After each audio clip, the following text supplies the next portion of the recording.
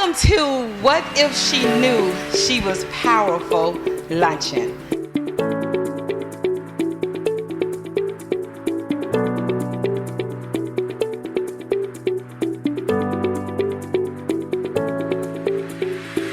Life on Power offers tools and resources that gets you out of your own shadow so that you are living within your power source. Your gifts will begin to relentlessly pursue you.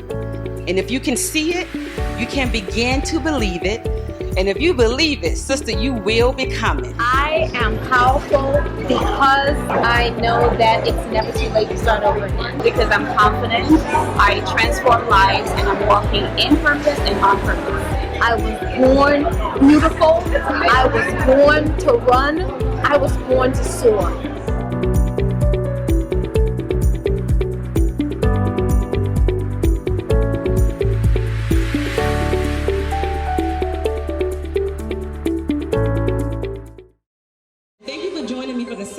What If She Knew She Was Powerful Luncheon.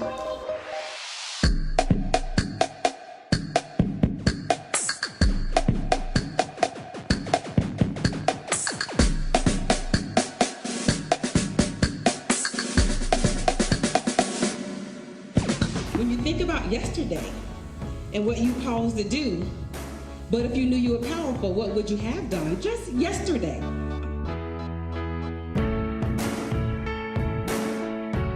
One of the biggest ways to empower and help encourage people is to not talk to them, but share your experience. Hi, my name is Kay Blake. I'm the Chief Service Officer for Life on Power.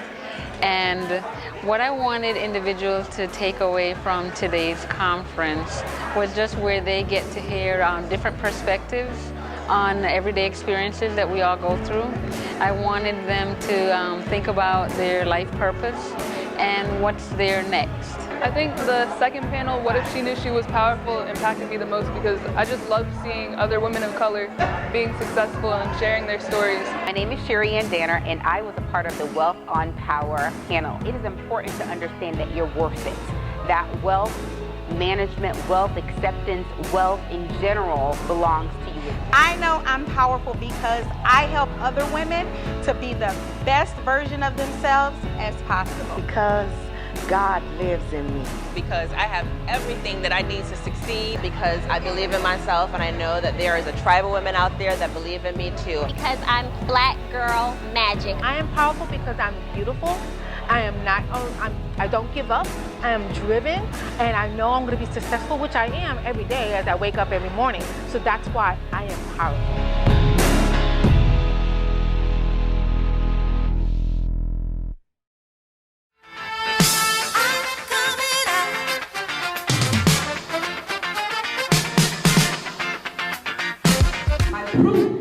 Puts me in a space of believing who I am. You will be who you believe, not who you want and not what you say. You will be what you believe. My biggest takeaway from today's event is we all have a story to tell. So no matter what point of life we're in, it's always possible to be all we can. All women are powerful, and we have to search within to bring that power out of us. And then also recognizing in collaboration, you find so much strength in being with another powerful woman. I live my life on power with faith, family, and friends. And remembering as I give to them, they give back to me and add to my life.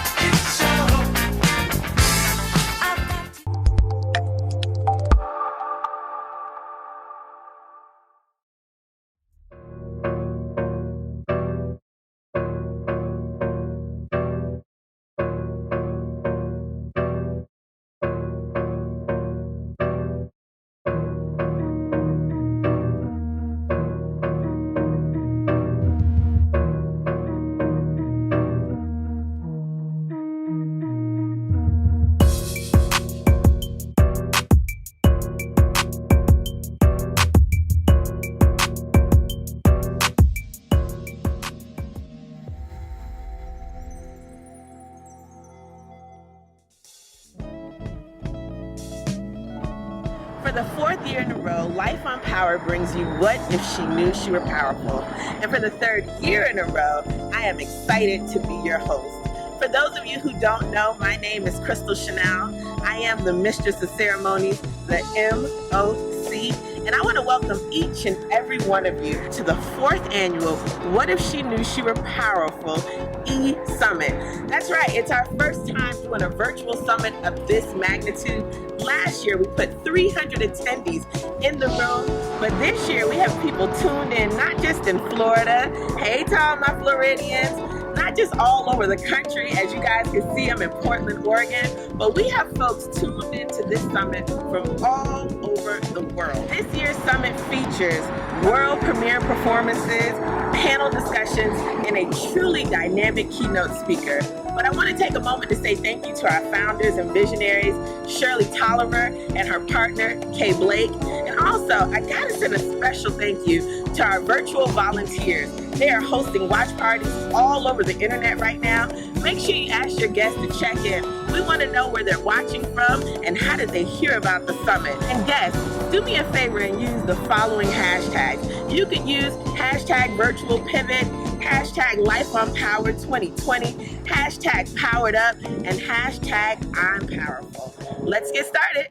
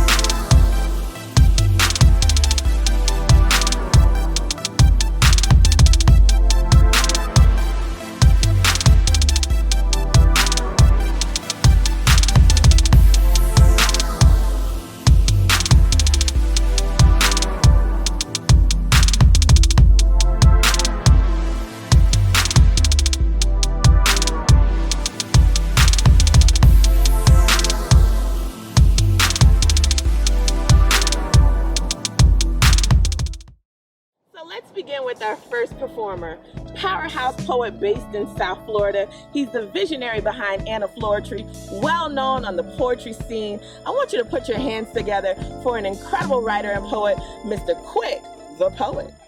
A while back, I came across an old Chinese proverb and quote where someone wrote that a diamond with a flaw is worth more than a pebble without imperfections. And you know, reading that, it triggered one heck of a rewind and reflection in the back of my mind with that powerful message that forced me to never be able to indirectly or directly forget it. Because it helped me remember the many summers before the fall of a new September when I was left in that undeserving and to be continued lack of a good or healthy relationship position. Angry and rebellious at all else because of my past involvements with the selected few women that left me so confused and unamused with the childish, immature games and the silly, avoidable predicaments that so many women consistently mention in conversations about no good men and their no good intentions. But what about that hidden big group of women out there across the globe who too have no good intentions? Just like those selected few that I run into in my past so many moons ago that have tampered with and altered my most honest form as a man, altering my male image, who were never any good to be in a committed relationship, and they could have easily told me from day one that they only wanted me to serve as some form of jump off for a man that could serve in the side cat's role and at least giving me the option to play along or move on with my life instead of stringing me along. Having enough decency and respect to do it like most of these women in this room or across the globe will beg and ask for. Treat me right or let me go. I have enough decency from a gentleman's perspective. If you don't want to be with me or deal with me, do something like this maturely, mentally. Put me in that kneel down position of giving me that proper gladiator, king, queen, or noble warrior's preferred finish. Unlike what was given to that brave hard cat that Mel Gibson played down to the root of the truth to an Oscar award-winning finish. When he screamed out at the top of his lungs just before the finishing credits came on in the end and then he finalized their torturous actions against him before ultimately killing him. Most people don't know that this man was screaming out freedom. You see, ladies and gentlemen, all I was looking for was a good and perfect woman that would give a good and perfect man like myself the unthinkable freedom. And way of life was she'd offer me more than enough reason why I never want to leave her, and I offer her more than enough reason why she never want or need to leave me. But we both just avoid the Lord's temptation of being unfaithful to each other and focus on keeping each other in that happily ever after state of mind, freeing each other from the aggravating mental burden of always having to worry about how we should treat each other because of those past issues that we've gone through with one another. Either one of our past ex-lovers causing either one of us to come up with sinister, vengeful ways in why we should disrespect and hurt each other. Or the both of us could be the modern day Romeo and Juliet when not even death will have a chance of doing us part. And that love and loyalty between us will be our soul time bond. And that perfect and perfect woman with flaws and all be all the woman I'd want and all the woman I'd need. And I care any less about any of these other perfect pebbles out there across the Lord's 7 seas. So Lord, can I just finally please fall on the right side of that old Chinese proverb and quote what someone wrote? That a diamond with a flaw is worth more than a pebble without imperfections. I was told that patience is a virtue. So let me tell you all, I personally found the beauty and benefit of what waiting on the perfect and perfect diamond can get you. The very day and time I stopped wasting my time picking up and playing with all those pretty, perfect pebbles. Wasn't that absolutely incredible? Now's a good time for me to bring up one of our founders and visionaries. Many of you know her as our Chief Service Officer, but what I need you to fully understand is that she uses her power to empower people. From that, she's gained a lot of determination, grit, and passion. Ladies and gentlemen, please do me a favor. Put your hands together for Kay Blake. Thank you, Crystal Chanel. You are a true blessing. You are a veteran host, and we are grateful that you took the opportunity to host our What If She Knew She Was Powerful as a virtual e-summit. I'm Kay Blake, the Chief Service Officer with Life on Power. Welcome to What If She Knew She Was Powerful? What If He Knew He Was Powerful? And the power of your unique value. While I was prepping for this event, my daughter asked me a question. She said, "Mommy, did you have anything life-altering that happened when you were about 10 or 11 years old?" And I thought about it. Of course, it's been a while since I was 10, and I'd like to share that story with you. Now, I am the last of 10 children. I know what it's like to feel forgotten, to silently seek to be seen, to be scared to speak out of turn. A defining moment happened when I was about 11 years old. My sixth grade teacher called me in and she told me I had the choice of either going to Mahalia Jackson Intermediate School or go to Winthrop Junior High School, where I would skip 8th grade. And I was excited, and I went home to tell my mom. And when I explained to my mom the choices that I had, she said, "You know what, Kay? You make that decision." So of course, my 11-year-old self took that very seriously. I listed out all the pros and cons. Now, the pros and cons would be for another day. This was 1977, Brooklyn, New York. So after listing my pros and cons and pondering, I remember it being a very bright, sunny day. I had eggs and bacon for breakfast. I love bacon. And I had decided that I was going to go to Winthrop Junior High School and skip 7th grade. Now, my other siblings, most of them also went to Winthrop Junior High School, but I was unique in that I skipped 8th grade. But the defining moment really wasn't about skipping 8th grade. It was really about the decision-making process that I went through. And I'll tell you, to this day, I am known for being very effective at decision-making. So I say to you, no matter how small you are, no matter how small the moment is, once you figure out what to look for, once you figure out how it feels, once you embrace those defining moments, you will begin to learn and know how to harness the power of your unique value time and time again. It's a journey, it's not a destination. I'm constantly evolving. When I told my daughter the story, she's like, Mommy, it's almost like the plague of being humble. Because she said, it kind of sounds like you were bragging about you from your other siblings. And I said to her, those moments when you find yourself bragging, I say to you, that's your unique value. Embrace it, treasure it.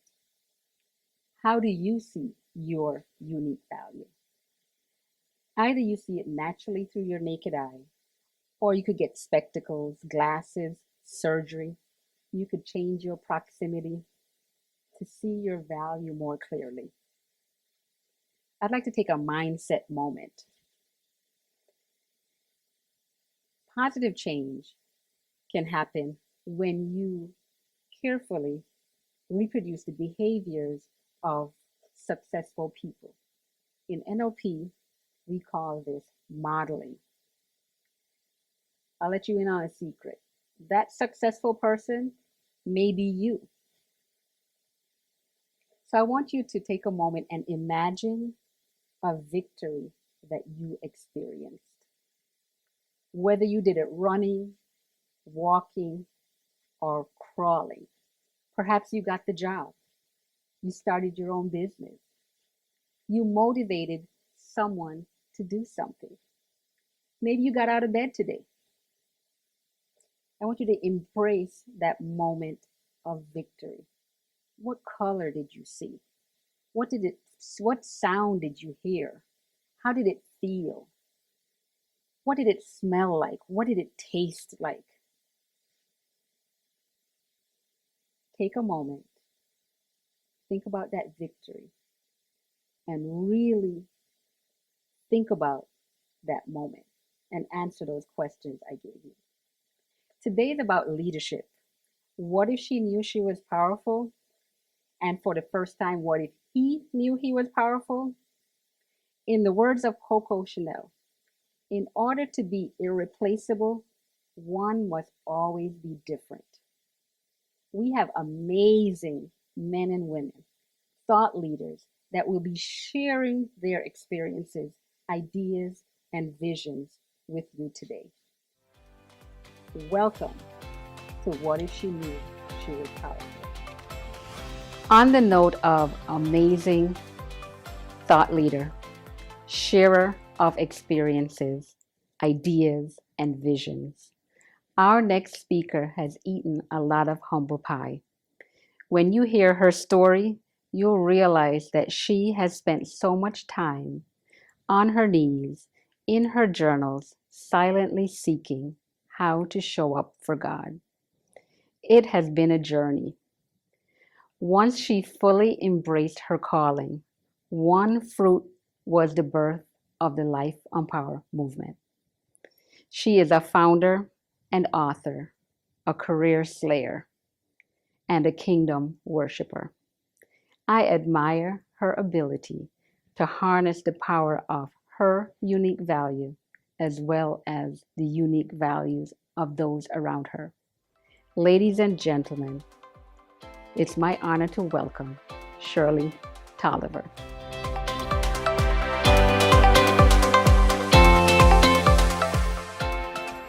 So recently, actually within the last 30 days, the Fortune 500 list came out. And there was big news on that.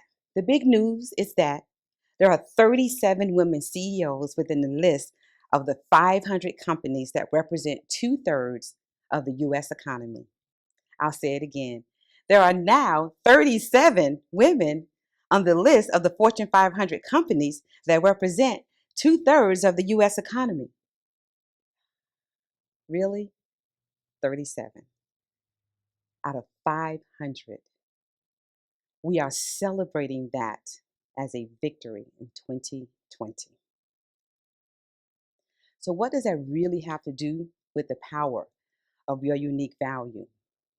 I believe that the self-awareness of the power of your unique value could change the trajectory of 37 to 500 of 500. But surely that sounds like, really far-fetched. It does not. We just have to work with the 37.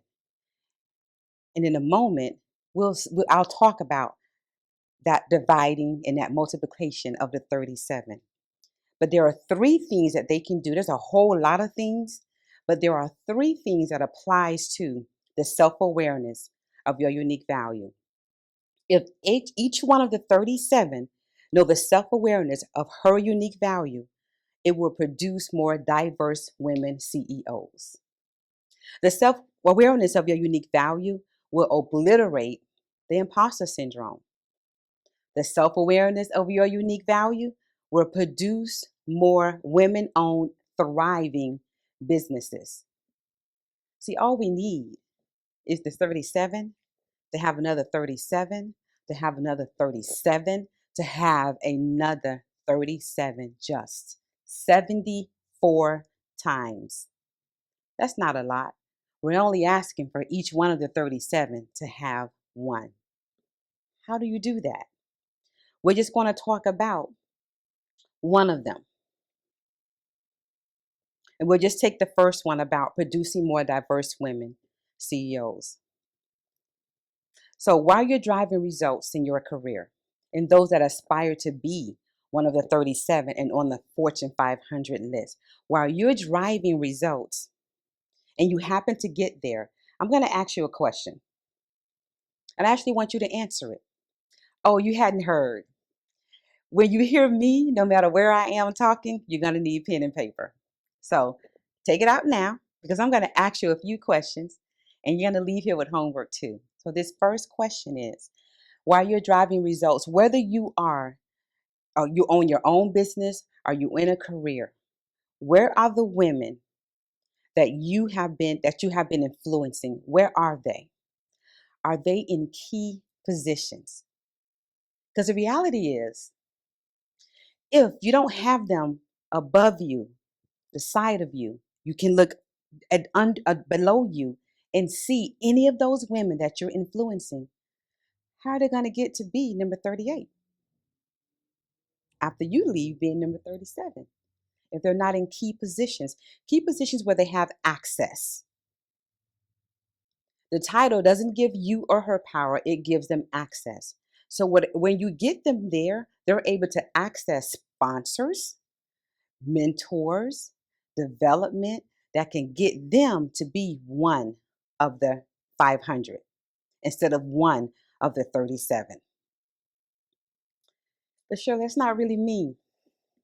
I'm driving this. I got a lot going on. I'm trying to get to where I need to go. That's particularly, I wish it was. I wish that I really would want to do a what if she knew she was powerful as well, but that's just not me. So I'm going to ask you to do this then instead. My favorite quote is from Maya Angelou. They may not remember what you said. They will always remember how you made them feel. So woman, if you can't help her, don't hurt her. At least when she is able to have a conversation with you, when she sees you, when she's introduced to you, when you're in the same room with her, make sure she survives you.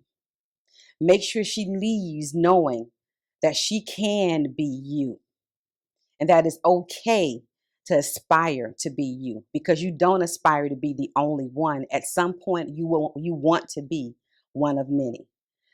Knowing the value of your unique value, knowing the power of your unique value, it would obliterate any intimidation you might have because she might have more than you. It's going to happen. But if you know your worth and you know your value, you truly know it. After you have mentored her and sponsored her, and then you see her going past you, you haven't yet made it to the list, and it looks like she's going to make the list. Knowing the power of your unique value will have you sipping water while you look at her, shaking your head as cool as you know how, and you are congratulating her as she runs past you. You know why? Because I'm going to get there is what you would know.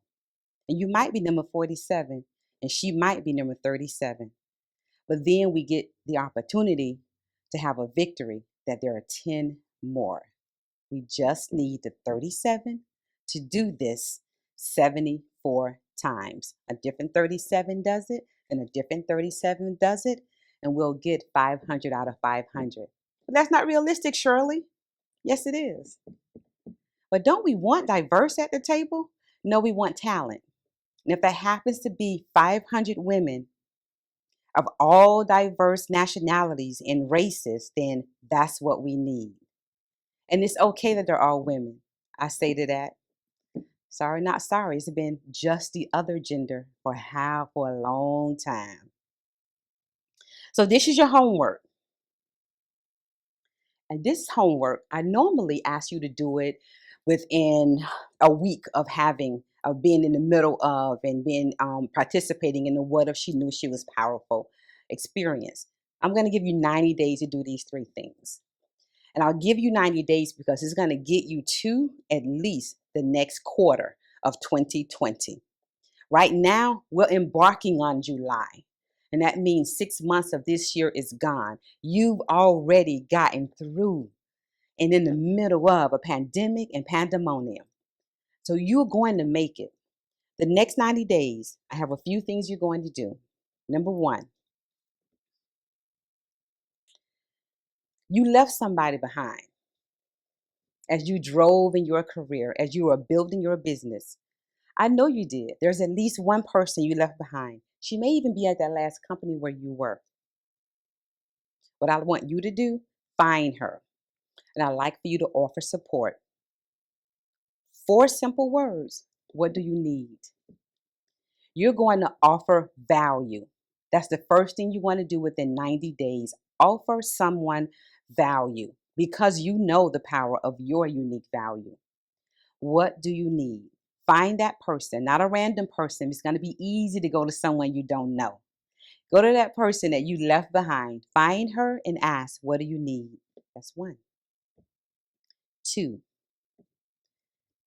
make the ask and offer support to someone that you have been admiring in business and in your career or your career. You're going to make the ask and offer support. Instead of asking, can you help me? You're going to offer support. That's the best way to glean, and that's the best way to knowledge share, offering your support. Number 2 is you expanding your value that you already have. So within 90 days, you're going to offer value, and then you're going to expand value. You're going to go ahead and you're going to approach that woman that in business that you've been admiring, and you're going to offer help. But Shirley, how can I do that? I am a mother. I am a wife. I am a parallelpreneur. So I'm have a driven career, and I run my own company. Because I know you're bold like that. Because you know the power of your unique value, you'll come up with a process to add into just 1 hour a month to offer support. Number 3, you're going to look back at all your opportunities and successes of your unique value, as what your unique value has afforded you. And I want you to celebrate you. This is knowing your worth. So you're going to offer value, expand value, and you're going to look like, celebrate like, and party like you know your worth. Within the next 90 days, you're going to do that. And I'm going to ask for evidence. I usually do that too. So I want you to contact me, Shirley at shirleytolliver.com. And I want you to give me your top 3 so that I can be your accountability partner and hold you accountable for offering value, expanding value, and knowing your worth for the next 90 days. Now, get ready for an awesome e-summit in the 4th annual What If She Knew She Was Powerful experience. Shirley Tolliver, that was absolutely amazing. Thank you so much. I'm sending you so much love right now from Oregon. Let's get started with our first panel discussion. Our first guest, Regine Joseph, sits down to discuss the power of your unique value. Regine Joseph is a host a speaker and an experienced coach who helps others maximize their value.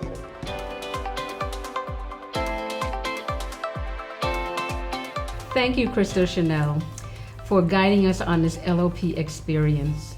This session conversation will be about the health of it all. This will be a discussion on the power of your unique value, especially in the time of this global pandemic. Today, our second guest, Nikki Hinton, she could not be with us today, but I want to let you know she's here with us in spirit.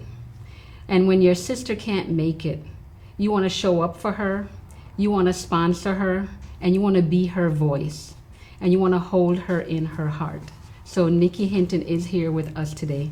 But today we have with us Regine Joseph, and that will be sharing with us what it means to be a warrior in this time. And I know you are a warrior not just this time, so we're going to dive into this conversation. Okay. So Regine, tell me, who is Regine right now? Right now, Regine is fearless. She is wonderfully made. She is courageous. She has a huge heart. She is determined. She is a go-getter, and nothing can stop her. So let's dive into that. Let's dissect your journey a little bit. Okay. Why don't you describe to us, what was your experience, whether it's growing up, mid-teens? Share some of that with us. My experience in life was a bit trying. Adolescent years, I was made fun of. I was sat down numerous of occasions. I was either too dark, my lips were too big. I was not thin enough, I was not big enough. There was nothing special about me. So going through the journey in life, I had to constantly tell myself who I am. But as we grow older, you know, much beatings that you take, it wears down on you. So as I grew older in my 20s, I became pregnant at 19. And being pregnant at 19, I loved my baby to the fullest, but again, I was told that you're never going to be nothing. You will never amount to anything. You've made a huge mistake. Now I say she's the greatest mistake I've ever made because she's brilliant and wonderfully made. You guys will love her. So as I continue my journey, I became married. When I got married, the first marriage failed within a couple of months. Mm-hmm. Then again, the beatings, you know, you're not who you should be. You're there because of decisions you've made. So I got divorced, I went to school, and then I got married again.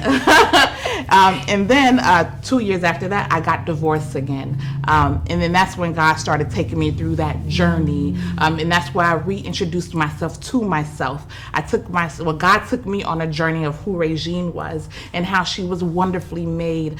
He took me through series of where I had to constantly tell myself words of affirmations in the mirror. I had to put them on a mirror. He surrounded me with people who loved me and believed in me. And here I am today, confident. So I think what I can hear is that what I tell people a lot of times is there's a journey and there's a process that we need to go to. And a lot of times that journey is hard. Yes, it's that difficult. Journey puts us where we're feeling fearful. Yes.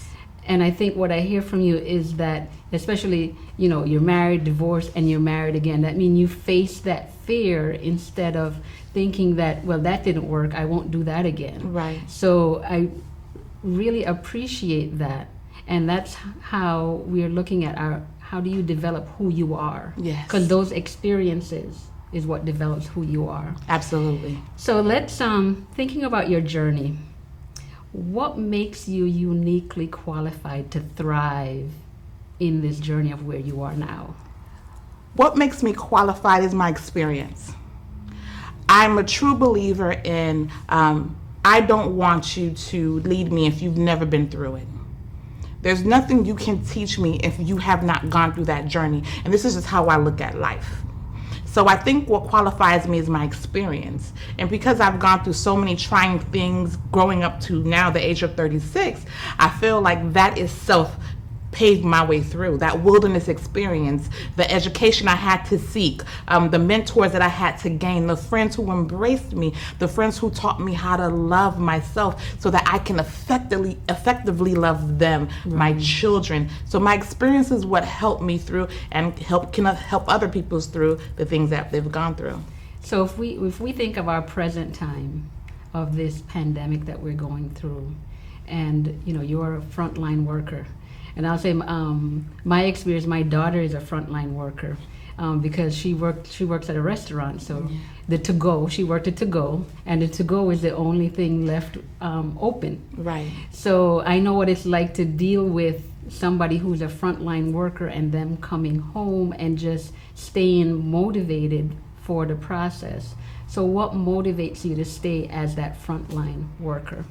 Well, a little backstory. I am in the nursing field. As a frontline worker, unfortunately, I did have the COVID, and that was the hardest 3 weeks ever.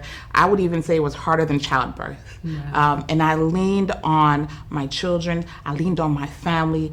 I called them numerous of times crying because, in all honesty, I did not know if I was going to make it through. It was just so difficult. And I felt like that itself, and God had to constantly remind me, I walked you through so many things.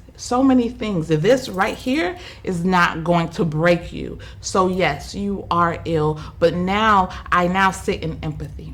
Right. So now when I deal with my patients and they don't feel good, I no longer say, oh, it's because you're old, you're complaining about everything. Now I sit with compassion. I will allow you to lean on me a little more and a little stronger because I may be the only contact that you may get. So the front line is not only taking care of them physically, but it's also taking care of them emotionally. Right. Because they're by themselves. When you look at statistics, 68% of elderly people live alone. Wow. So when they're coming to the clinic and they need aid, when they're coming to the hospital, sometimes they do come in for social issues, meaning they're lonely. But sometimes they may really have a problem and they need you more than just helping them physical-wise, health-wise, but they need you more for your love, your compassion, that hand to say, hey, I got you, it's going to be okay. So it's kind of like your experiences, I mentioned before, make you now like a warrior to face fears. Yeah. And you can help people because when you've been through it, like you've said, you've been through it, so you could teach them, and they can listen to you because you've been there. Yes, yes. So let's look at the foundation of your journey. Okay. If you could pick one moment or character trait that strongly influences who you are, what would you say that is? That one moment, I'll take you back to the age of, I would say, 28, 29, where my mom broke down her story to me. And because she believed in herself, this immigrant who came off of the boat, who had nothing, who was an entrepreneur, she sat down and told me how, if she can do it, I can do it.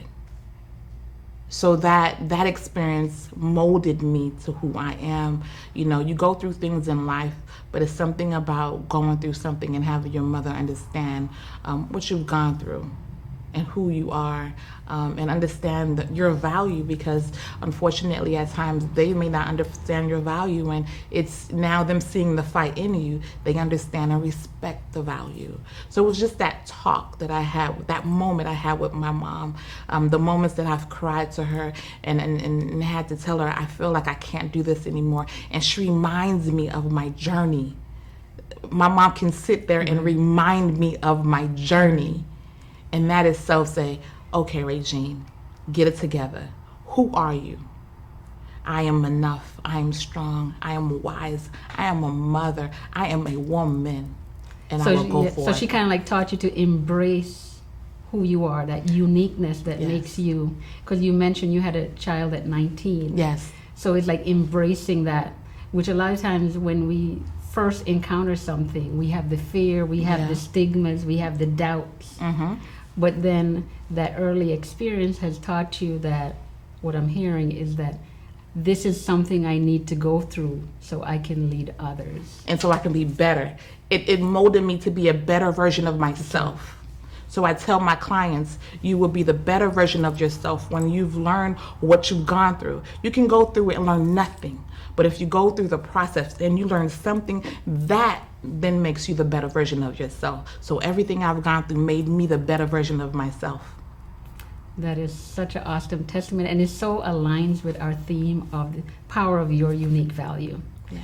So as people are listening, this last question I'd like to ask you.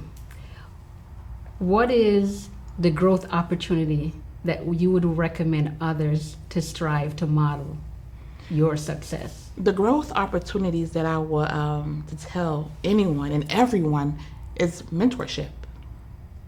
It was having a strong mentor in the midst of the storm, that coach. We all need that coach. We all need that person to say, hey, Kay, you can do it. You fell down, let me help you up.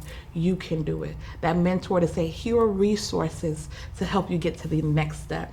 That mentor who says, this is not a disability, but you're gonna use this as a step stool to go to the next step. Or that mentor to say, you've made it here, but I believe you can make it here. Right. So I'm going to help you get to that next step.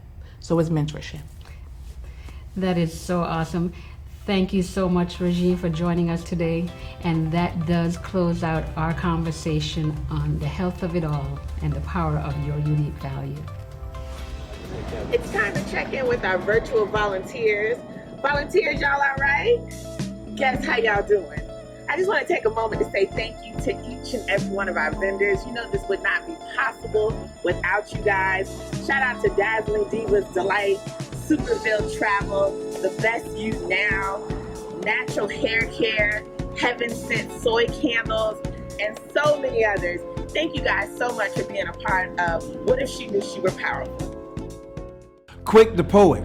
Poet, spoken word artist, host, motivational speaker, comedian, and all-around life entertainer.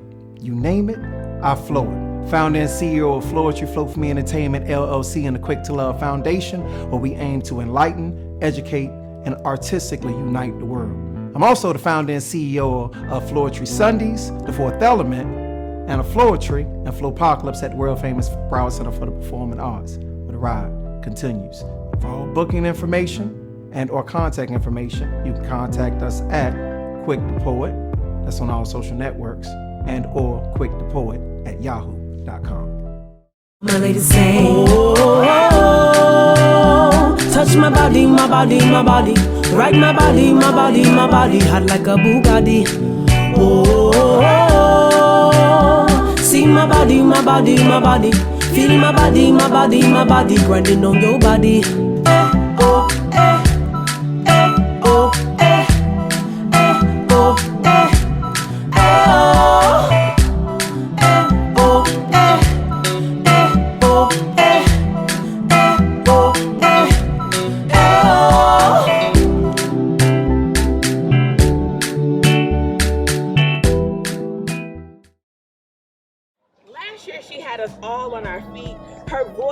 The room from wall to wall, international and national recording artist, singer, songwriter. She's performed at festivals like Orlando Funk Fest, Miami Gardens, Jazz in the Gardens. She is here to grace us with her voice once again. I need you to put your hands together no matter where you are, your living room, your office, for the incredible April Raquel. A-Rack, A-Rack, A-Rack, A-Rack, A-Rack.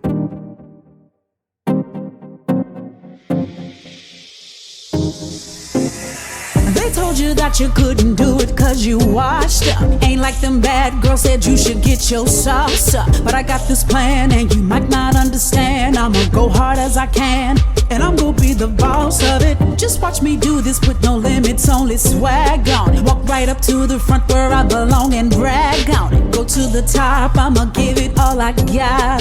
Might take a lot, but we ain't gonna never stop. Got to believe I'm something special, can't take that from me. So you can say what you want, I go harder, stronger, be who I'm supposed to be. I get all the way in it,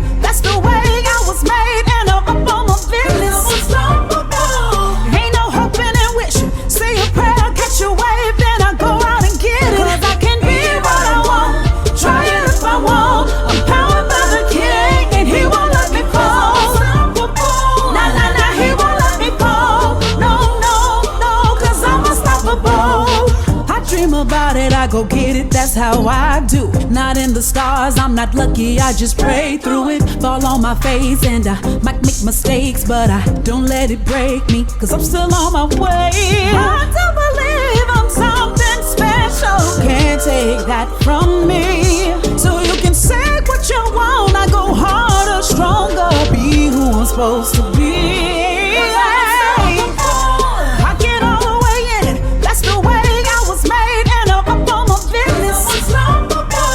Ain't no hoping and wishing, say a prayer, catch a wave, then I go out and get it. Cause I can be what I want, try it if I want. I'm powered by the King, and he won't let me fall. Nah, nah, nah, he won't let me fall. No, no, no, cause I'm unstoppable. Come what may, I rest in his safety. Winds may blow, the waves won't overtake me. Tears in my eyes, but I'm still gonna survive. Cause he's incredible, he's powerful, and I'ma rise from the bottom cause he said so. I get all the way in, that's the way I was made, and I'm up on my business. Ain't no hoping and wishing, say a prayer, catch a wave, then I go out and get it. Cause I can be what I want, try it if I want. I'm powered by the King, and he won't let me fall. Nah, nah, nah, he won't let me fall. No, no, no, cause I'm unstoppable. Nah, nah, nah, he won't let me fall. Fall. Oh,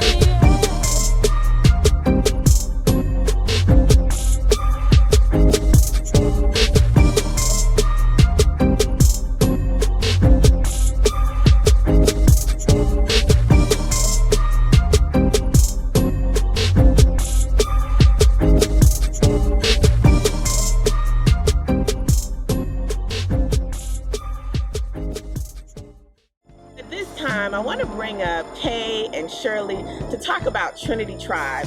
Trinity Tribe is a powerhouse hub dedicated for parallelpreneurs, entrepreneurs, and kingdom leaders. Let Kay and Shirley tell you more.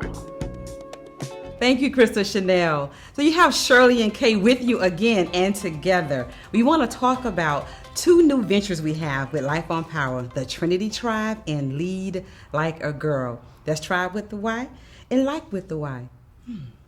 Okay, why do we put a Y instead of I? Because we do know how to spell, right?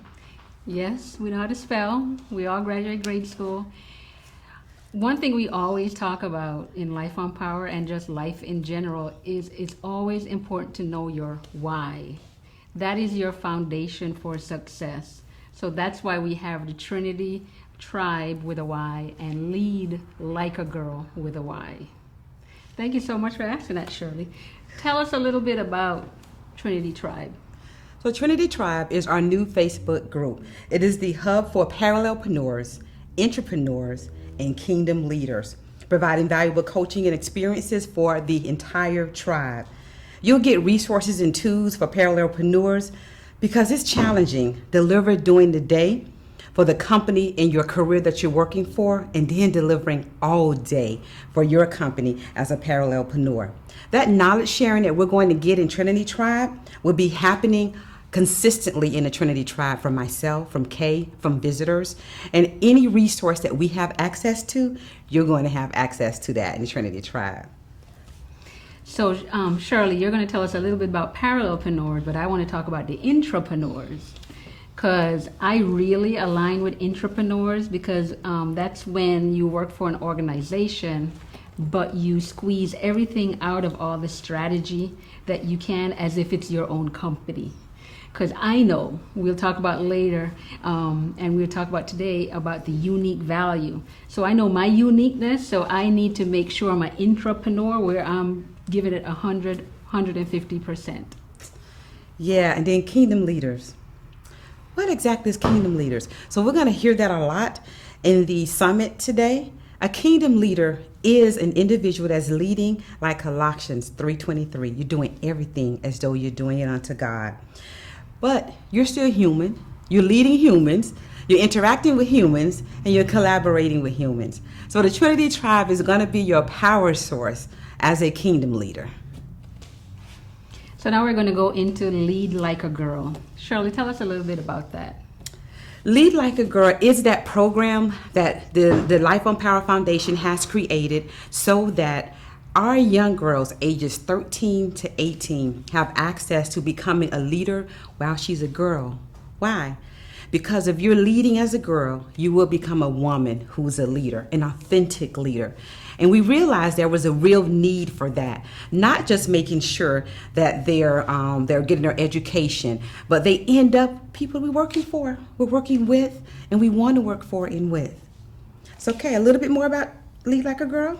So there are 3 components that we have in our program, and it will be include facilitation. It's going to have exercises, and it's also going to have delivery modes of where it's interactive.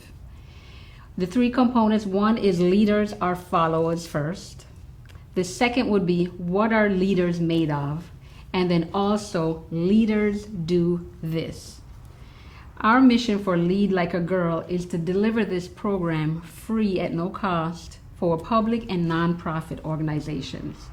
Because we want to empower these organizations that want to impact the community, impact girls. Life on Power is going to have a facilitator certification program that the Life on Power leadership team will facilitate the leadership program so that these individuals that have our Lead Like a Girl certificate program, they are able to execute these programs in the community. So we don't want you to just impact the community where we live. We created the certification program so that you can impact those girls in the community where you live, in those public schools and in those organizations. But we've also added a component of mental health awareness in it.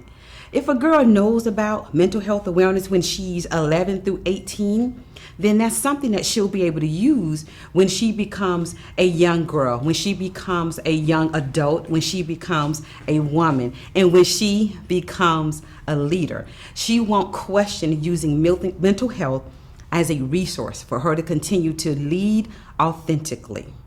So we want to invite you to the Trinity Tribe. It is a Facebook group. Just search Trinity Tribe. Again, that's a YN Tribe. For Lead Like a Girl, you're going to contact Kay and I at info@lifeonpower.com to receive additional information, or if you want us to facilitate it for your nonprofit or for your public school, you would contact us at info@lifeonpower.com. Family, you are currently watching the 4th annual What If She Knew She Were Powerful E-Summit. I need you to clap it up for Trinity Tribe and Lead Like a Girl. For our second panel, Shirley sits down with Gerelda Larkins and Bernadette Norris Weeks. Larkins has over 20 years of experience in the HR industry. She's a strategist, an award-winning speaker, a coach, and valued in the leadership realm. Bernadette Norris Weeks is an attorney, practicing attorney, and also the founder of the Women of Color Empowerment Institute. Together, these ladies are going to show us how leaders lead.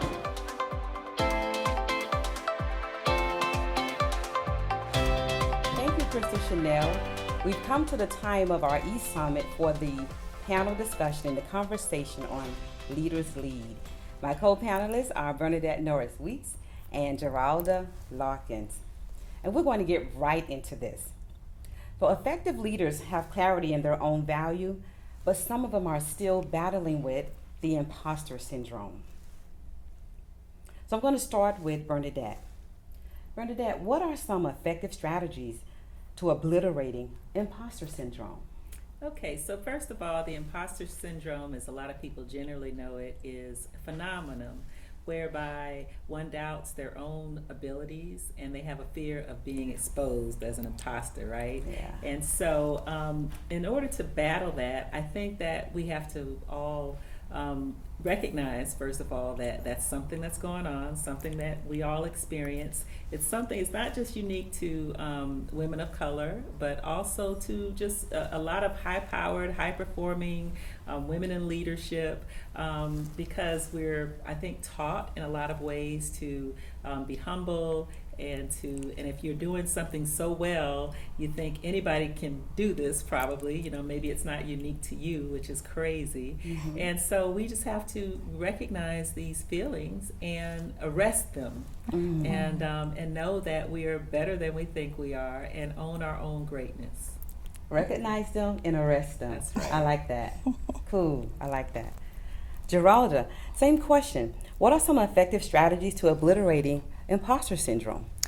Just in my life, like Bernadette said, we've all dealt with imposter syndrome. Sitting in the boardroom, sitting even walking down the aisle, you're about to get married, going into labor, okay? It doesn't matter. Whenever you're going into a new level in your life, or you're walking into a new thing, you're gonna get that voice that that makes you question, are you ready? Are you equipped? Did you earn it? And so I think we've all been there. For me, my greatest strategies have been self-awareness. Straight up, I've had to take the time, put in the hard work of discovering my strengths, and even discovering my weaknesses.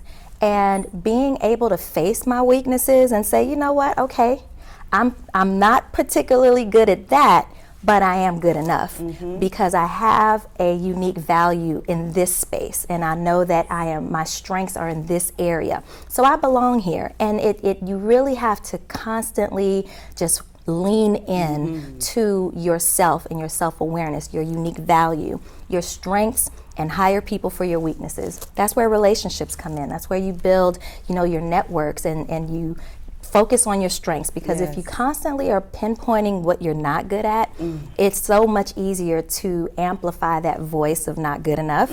And I would just choose to amplify from a voice of strength. I think it's easy to always point out the negative. Let me just focus on what I'm good at and bring others along the way to help me to shine.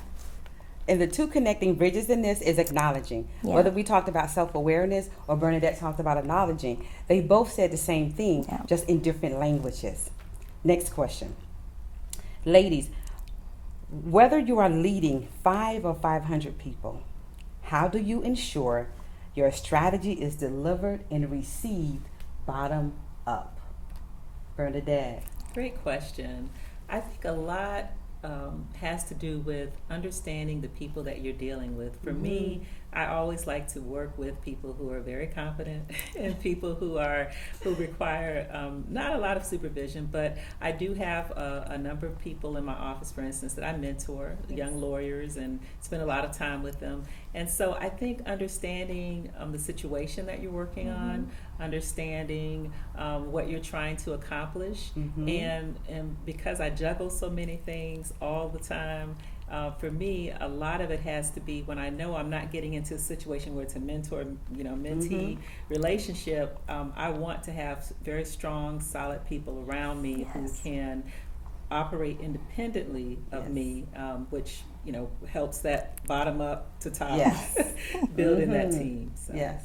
So you don't have to know everything, right? No, absolutely not. You do not have to know everything. And I'm at a point now, I don't even try to pretend like I know everything. I know a lot, but I don't know everything. There you go. Leaders don't know what they don't know, and they acknowledge that they don't know what they don't know.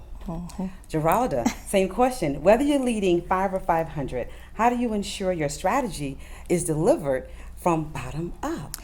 All right. Well, for me, I know I can't be everywhere all the time. I can't reach everyone. And so for me, I do subscribe to just span of control. And it's the idea of, okay, I got 3 that may be very close to me. And then I may have the 12, the group, and I create a space where where we're mentoring other leaders. And then you have the 72, and that's Bible terms, just 3, the 12, the 72, right? And then you got the multitude. So for me, you got to have that space where I can really pour in to a smaller group of leaders. That's where I am right now. Those are the people that you got in your circle. They see you in every way, right? And they're able to glean from you, and they get to carry that message, and they become little mini yous out there. And then you're also mentoring a bigger group. And these are your mid-level managers. With them, we do like to make sure we have some face time. We constantly are communicating vision and making sure that they are seeing the big picture and seeing what their departmental mission, how it feeds into the larger mission of the organization. But then also we have to create more communication portals to touch the 72, the greater multitude, the frontline employees. And so we create avenues by which they could see us, but they also are hearing directly from their middle level management to understand what their personal mission, their own everyday responsibilities, how is that feeding into the greater mission of the organization? And we got to just constantly communicate and create those avenues by which we can share the vision, but also show you how what you do feeds into that bigger purpose. Yes. So, yeah. So they understand how they apply to that bigger vision at that bottom up. Absolutely. And it's constant communication at the top. Right now in my organization, I work for a huge federal bureaucracy, and sometimes it's hard to kind of champion the vision, but you have to do your part as a senior leader to, when you do have those opportunities to get everybody on in a forum, in a town hall session, to communicate vision, and then you're mentoring a smaller group of managers that can walk out that vision in a more intimate way. You still are connecting, but you got to make sure that you're communicating vision constantly and showing people how what they do align to that bigger purpose. Absolutely. So I heard both of them talk about, although they're leaders in what they do, they understand that it doesn't give them power, it gives them access. And then they both share that access to all of those that are reporting to them. Excellent, excellent conversation. In 2020, we are still celebrating the first when it comes to women. Geralda, what is your advice for someone who became the first, but to leave as one of many? Really, embracing your unique value is absolutely important, and honoring what came before you is so important as well. Because you're maybe the first in your family to do something, or the first in your community to represent a movement or a message, just recognize that a lot of work has been put in so that you can stand on that platform. We are standing on the shoulders of giants, and so we always want to make sure that you're respecting the legacy of those that came before you, and then really taking every opportunity to leverage and to maximize the message and the time that you have, because we're only here for a certain amount of time. So when the baton is passed to you and it's your time, and you are the first in your community, the first in your class, the first in your family, it is your responsibility to honor those that came before you and run your race. Run your race. And when you pass over that baton, what did you do in the middle of that before you passed that baton on? In the process of running your race, you're going to have to make sure you surround yourself with people that are going to encourage you, people that are going to push you, people that are going to hold you accountable. Like, you're not perfect, and you're human, you're going to mess up. And you got to be able to be past your titles and past your what you think you've accomplished, and be able to just relate to normal people. And so in the process, you're going to be mentoring a few, you're going to be bringing some people along with you, and then you're going to be ready to pass that baton on to someone else. And so it's very important for me to always have someone that I'm looking to get inspiration, to get accountability, but also pulling someone up alongside me. For sure. So you're looking forward, but you're pulling someone behind Absolutely. you as well. You have to, because the baton is going to be passed. And so the question is, who are you going to pass it to? Thank you, Geralda. Yeah, you're welcome. Bernadette, when it comes to us still celebrating first, what is your advice for someone to leave as one of many who was the first? So I think that leadership skills come into play by people who are good leaders or great leaders. It doesn't really matter whether you're that first. So I really don't see it as, because I'm sure all three of us have been the first for a lot of things, right, as women of color, but I don't look at it like that. I look at it as someone's always dealt with problem solving in whatever the unique way it is that someone may be aspiring to achieve leadership in. And so, you know, I'm one of the founders of the Women of Color Empowerment Institute, and I have to give that plug. But and our entire organization is one where we have paths to leadership. We try to show younger professionals paths to leadership through mentoring, through pairing them with ladies like you, and helping them to understand how to navigate those paths to leadership.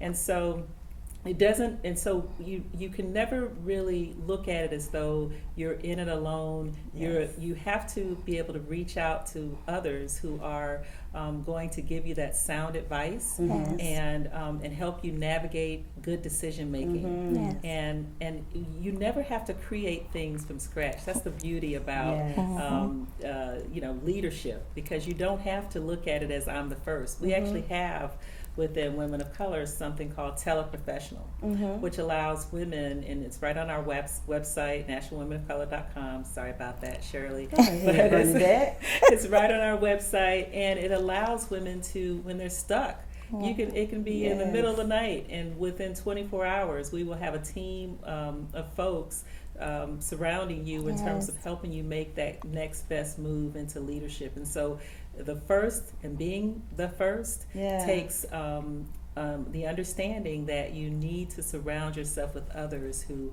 have done something similar, because you're never really the first. It's always been done. It's always been done. Always been done. They just didn't have the title. That's right. Wow. But it's always been done. Always been done. Did you hear both of them say, surround yourself with people that have already done it, people that are actually smarter than you? Your unique value doesn't decrease because the people that you surround yourself with know more, know it better, and they've done it before. But that is the best opportunity for you to be able to pass the baton. Now we'll come to our last session. Right now, we're in the middle as we deliver the E-Summit. What if she knew she was powerful? E-Summit. We're in the middle of a pandemic and pandemonium and civil unrest. And I want to give each of our panelists the opportunity to talk to the world. Bernadette, you have the mic and the world is listening. What do you have to say? Okay, world, get ready. Buckle your seatbelts. Well, we are in a very interesting time. This isn't a pandemic. It seems that there's so much trouble around us and so much unrest. And what I would say is seize this moment to be bold, seize this moment to have bold conversations with people and not be afraid of those conversations. I've been finding myself being reached out to white women, for instance, who I haven't spoken with, some of them in years, and they want to know what they can do to be an ally in this movement. They want to have bold conversations with us. Take the opportunity to have those conversations, because we are all in this together. And so my message to the world, if the world were listening, is be bold, don't be afraid. Let's all pull everybody along so that we can get through this, and we will. Thank you. Geralda, we're right in the middle of a pandemic and pandemonium, and we're in civil unrest. You have the mic. The world is listening. What do you have to say? Okay, world. I echo what Bernadette said. This is a time for us to come together, to realize that we can do more together than we can do separate. And I echo the sentiment of being bold. You can be, just sit back in the background and wait for life to happen to you, or you can get in the game and find your unique value and actually become part of the solution. And so as we're moving in this direction, I would say to all my colleagues of color, this is a time that people are listening, and this is a time where you should be able to share and and feel empowered to share your unique value, share what you bring to the table, and really maximize this time to launch that business, write the book, get on Facebook Live if you've never been on Facebook Live before, because the world is watching and this is your moment. And to all my colleagues that are not of color, this is your time to really listen and to really see the unique value that other minorities bring to the table, and become educated and be willing to relate as best you can to the plight and to the hope that we all have for a better tomorrow. So again, I agree, we got to do this together. We can't do it apart. And so I just want you all to just be hopeful, because better days are yet to come. Thank you to my panelists, Bernadette Norris-Lees and Geralda Larkins. That's going to complete our conversation on Leaders Lead. Performing together for the first time ever, this poetry duo is well known in the community. We got a chance to hear from Quick the Poet earlier in the summit, but joining him is a creative like no other. She's a writer, she's a singer, and of course she's a poet. She's working on her second album. I want you to put your hands together once again for Quick the Poet and Elena the Poet.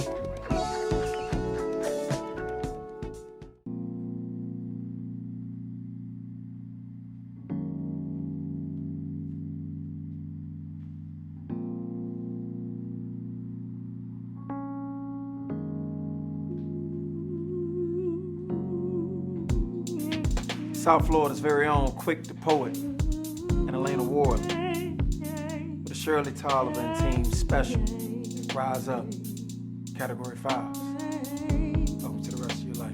Yeah, yeah, rise up, rise up, ooh, rise up. Oh, my righteous spirit of the queen from the past, rise up, rise up, and oh, my righteous spirit of the queen from the past, rise up, rise up. Rise up, rise again and again. I wanted to be just like my mother. It was at the age of 24 when I discovered I was sorry for all my wrong choices. Didn't know my true worth, never really did mind it. And I stay reminded of the blessings, seen and unseen. Quick, I dream in my reality. I carve my individuality. I show myself faithful in spite of life's temptations play on my table.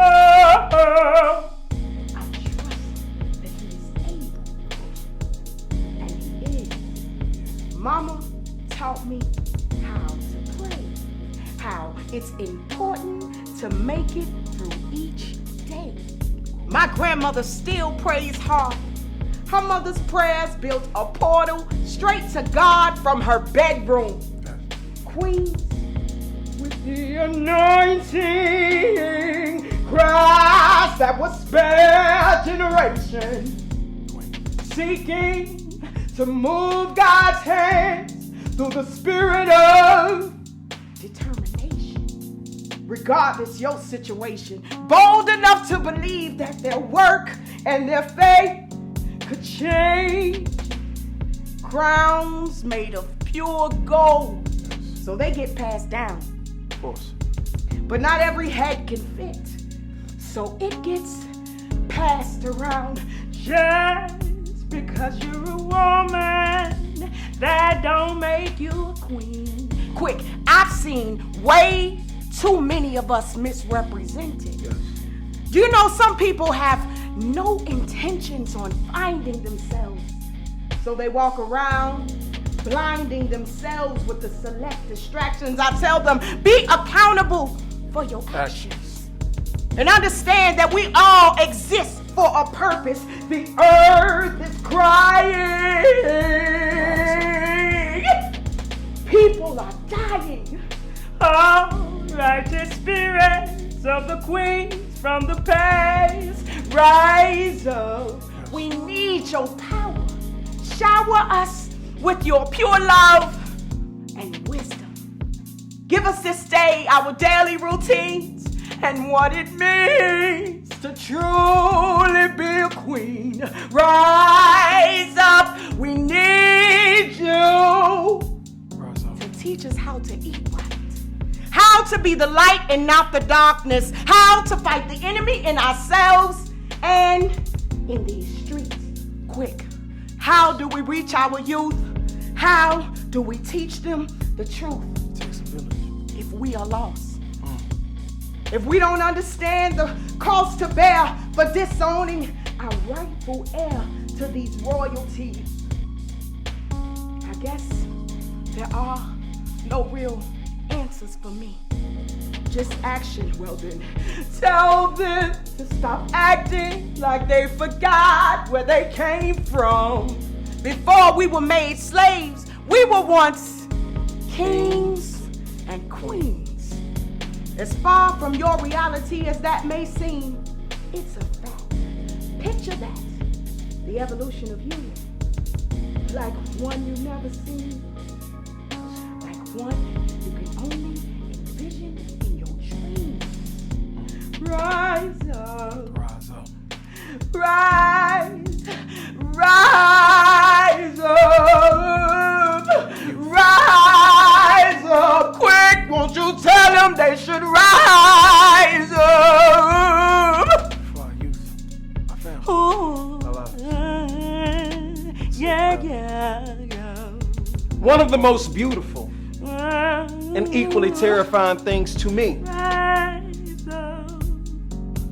is being the father of 4 daughters in this 21st century, watching them all play and build sandcastles peacefully with their mother by the Atlantic Ocean.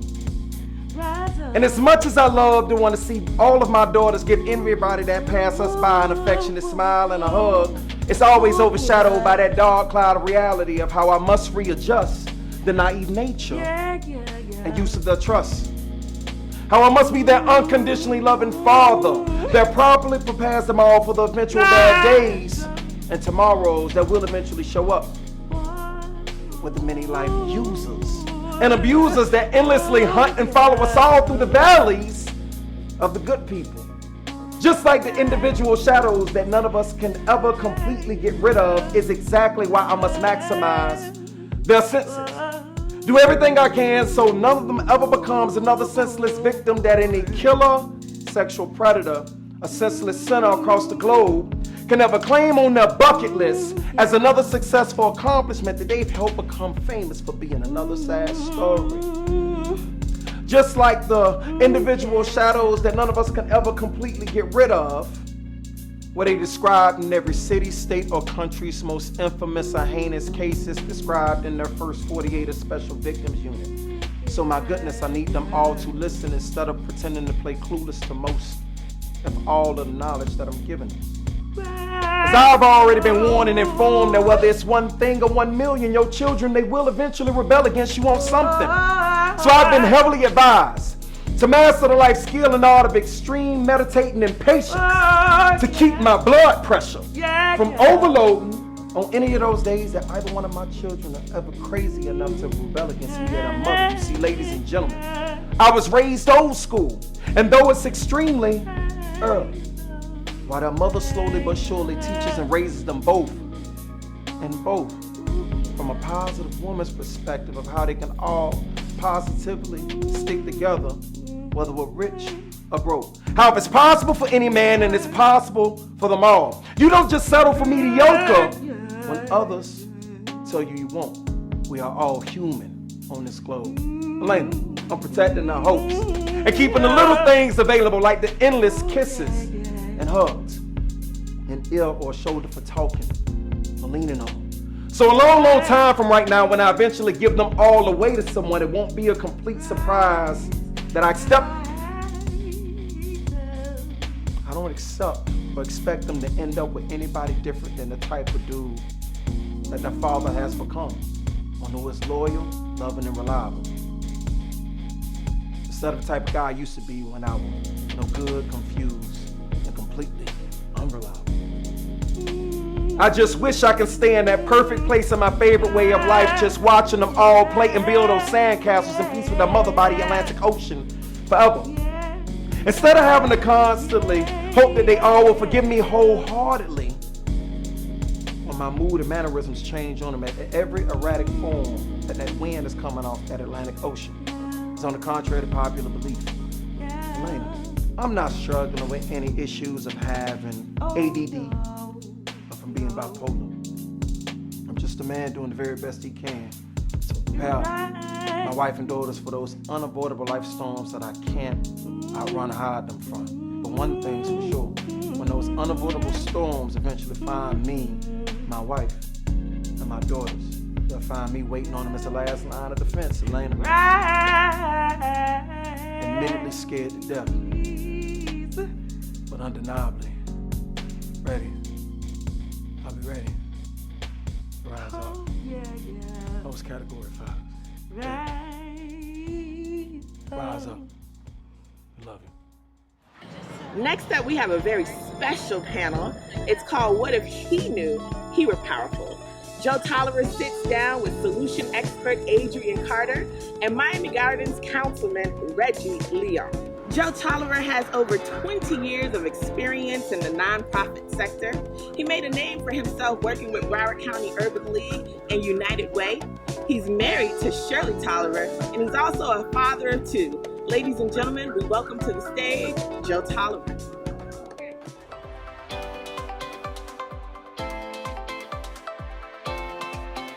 Thank you, Crystal Chanel. Welcome. This is the What If He Knew He Was Powerful panel. And we have today with us Mr. Reggie Leon and Dr. Adrian Carter. My name is Joe Tolliver, and I'll be your moderator.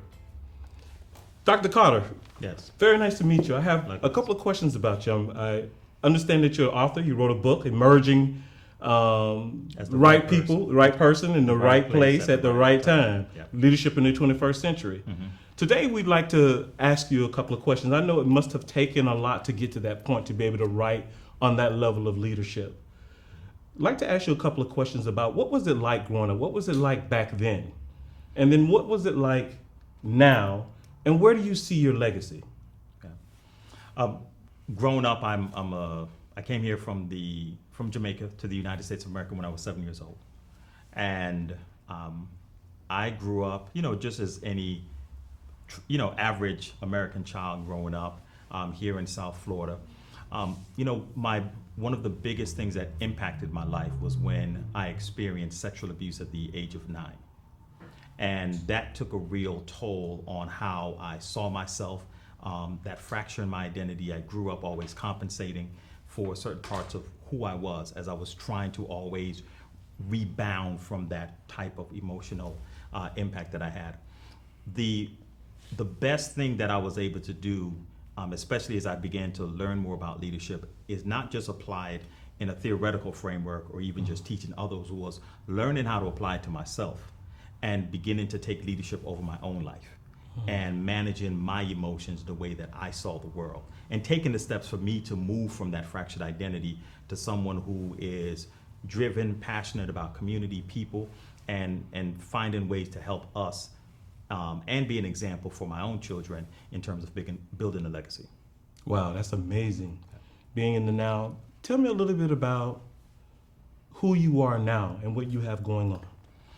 Well, like I mentioned, now for me, it's important to be a thought leader and to be responsible, to take on social responsibility. So I do consider myself a thought leader. I am a social scientist. My doctorate degree that I'm currently in my dissertation phase for is on conflict resolution. And I'm constantly looking at our society and how we can evolve and use conflict as an energy that moves us toward better solutions in our society. And that's important, I think, in our relationships, our interpersonal relationships, our marriage and our family, and moving on to our economy and our politics and whatnot. And in that process for myself, a lot of that is really about 2 things. It's one, making the space around me better, right, by impacting it. And second, it's about creating a legacy as an example for my children. That's huge to me. You know, I want by the time that I'm much older and my children are 25, 30, 35 years old, they have something to look at as a framework and as a template, as a blueprint for how and who their father was as I age, so that they can follow behind my footsteps. Okay, you talked a little bit about trauma. You know, right now a lot of folks are facing trauma. And even I have to remind myself it's okay to be in my own skin.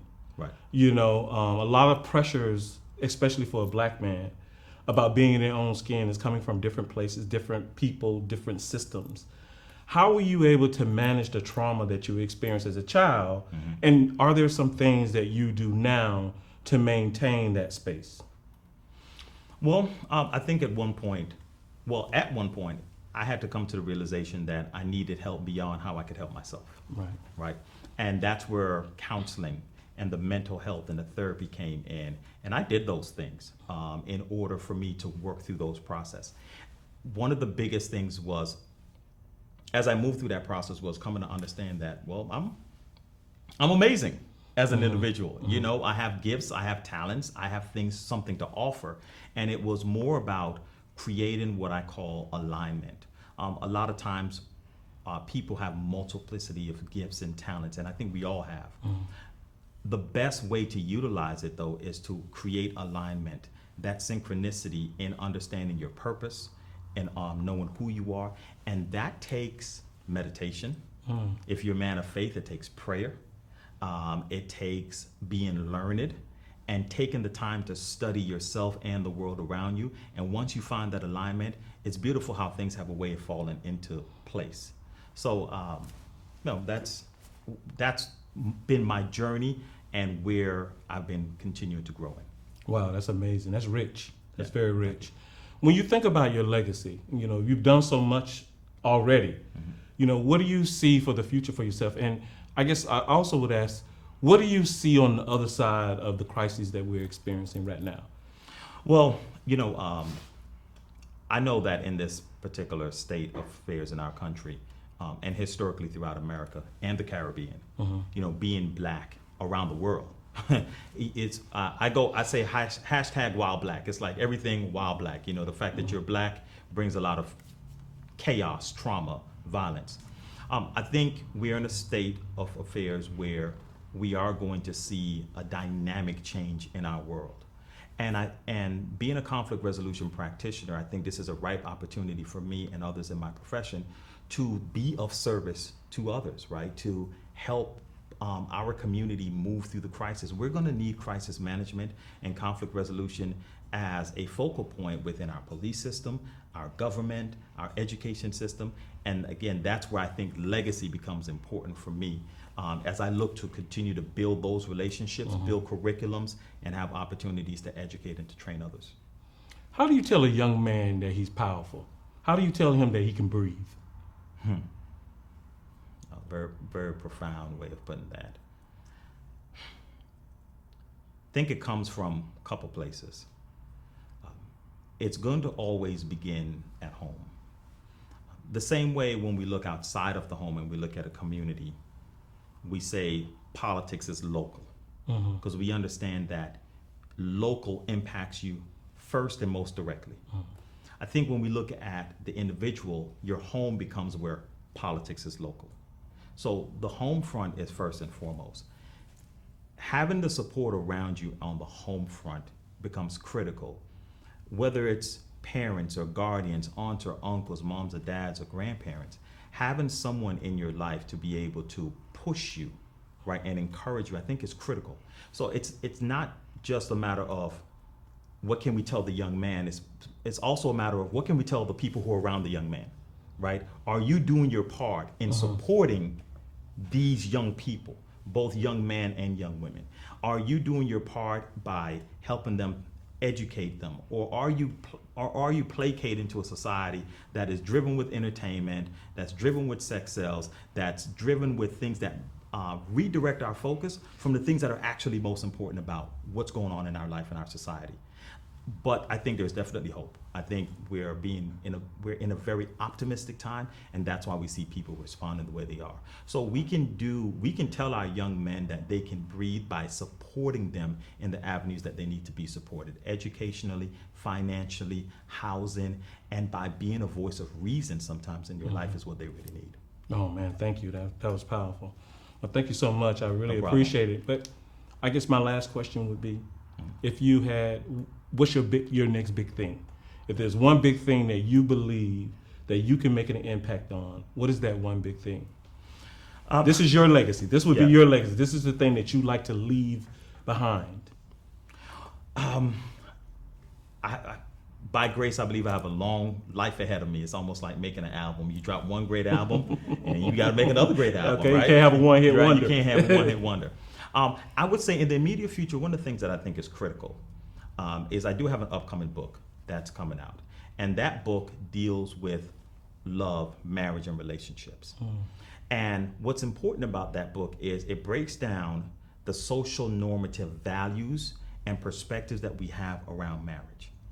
And this book in particular, speaking to the Black community, I think is very relevant. Because a lot of what we've done as a society, Black people, is we've bought into the Eurocentric ideals of what marriage is supposed to be, right? These 1950s concepts of provision and provider, infused with biblical scripture. And when you really look at it, there's a reason why divorce rates are 50%, right? There's a reason why so many relationships are broken. The reason why that's important as a conversation is because what happens is, if we can get Blacks to understand that on the home front, in our current state and affairs, your ability to work together as an enterprise to build the legacy within the family is more critical than trying to live up to a social normative standard of what the man is supposed to do and what the woman is supposed to do. I would like for us to be able to find a way to dissipate all of that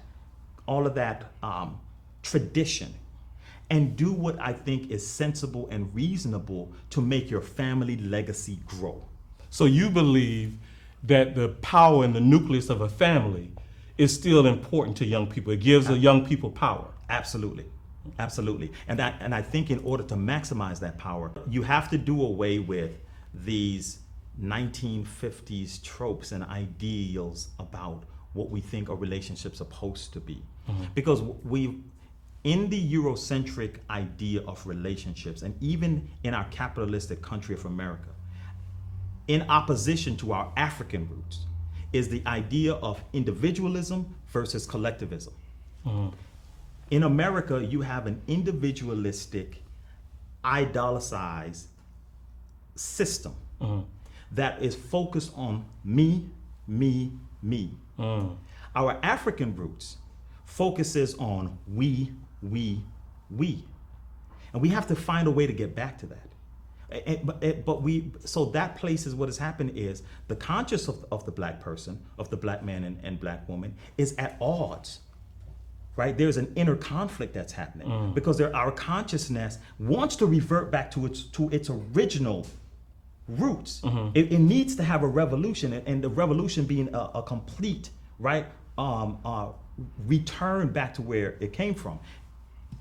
But there's too much conflict in that space because there's a world around us that tells you to focus on me and what I could do and what this brand looks like and what that brand looks like and the differences between the have and the have-nots. But that's what you get when you participate in a society that's capitalistic and individualistic.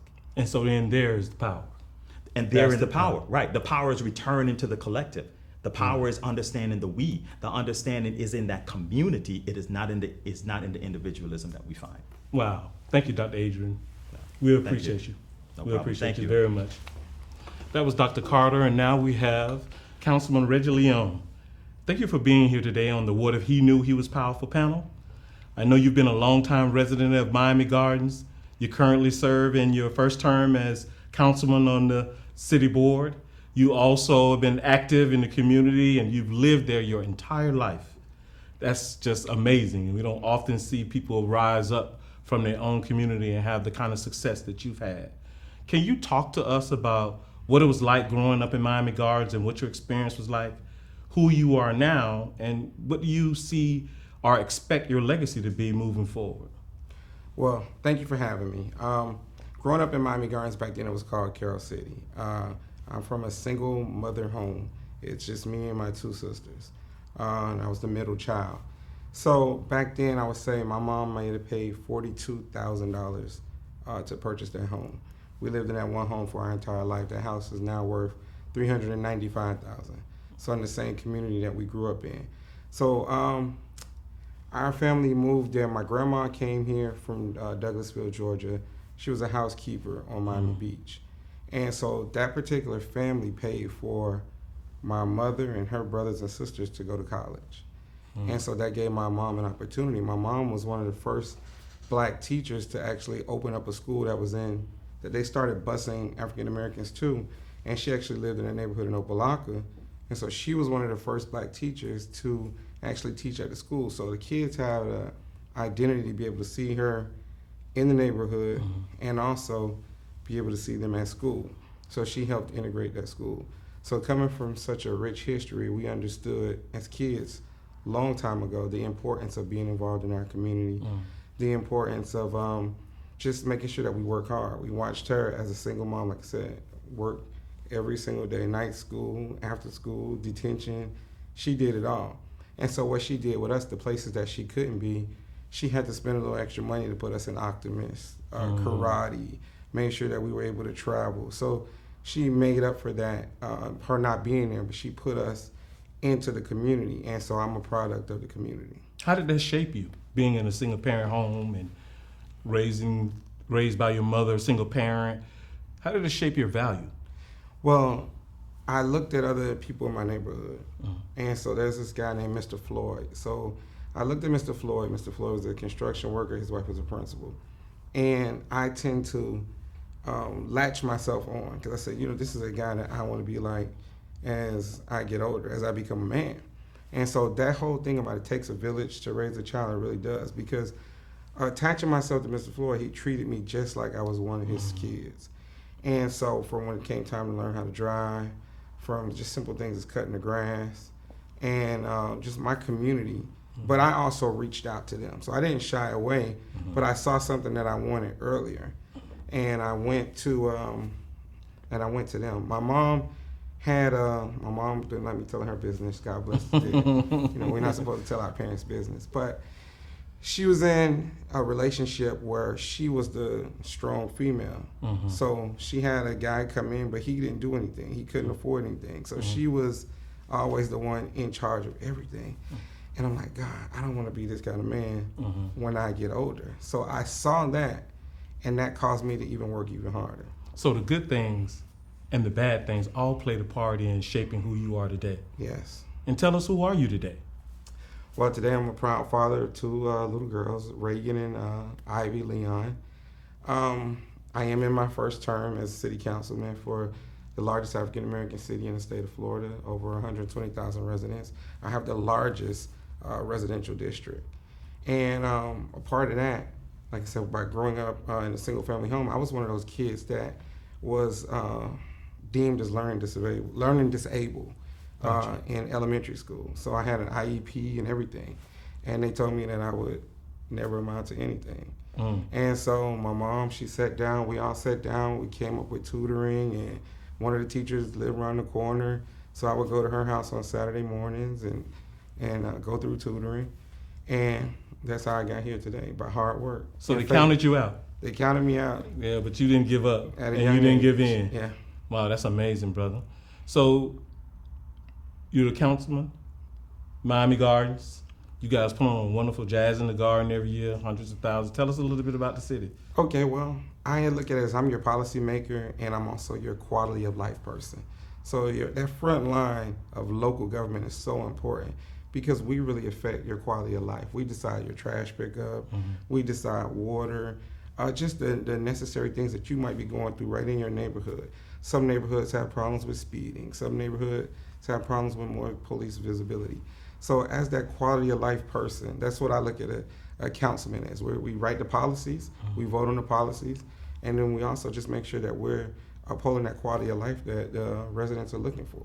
Man, you've done all that. So what's next? What do you see as your legacy? What do you want to leave behind for us? What I want to leave behind is making sure that we continue to pass the baton. One thing, when we look at other cultures, and it's so hard in our culture, we don't do it as much as we see other cultures. I used to always refer to, you would see people would come over, and they may, they may come by water, or they don't look like us. They may come here in tubes and things like that, but their culture is there waiting for, they don't even know their name, but they're waiting for them with clothes, with opportunities, with housing. And so the legacy that I want to leave is making sure that we're able to do that within our community, make sure we continue to give back. There's a lot been going on lately. We've been faced with a lot of crises in America. It's a national movement that's going on. How have you been able to maintain your own mental health? How have you been able to keep your own power in place? Well, first of all, you got to step back. You got to turn off the TV some and decompress. But then as a man of faith, I remember that God said, first you struggle, then I'll bless you. And so I was even on the phone with my pastor, and I was like, you know what? 2020 is still going to be a wonderful year. I know they talked about when we were at Watch Night service and things like that, this is the year of perfect vision. But in order for us to get to this perfect vision, we have to have our lenses cleaned out. And so I think that's what's going on right now.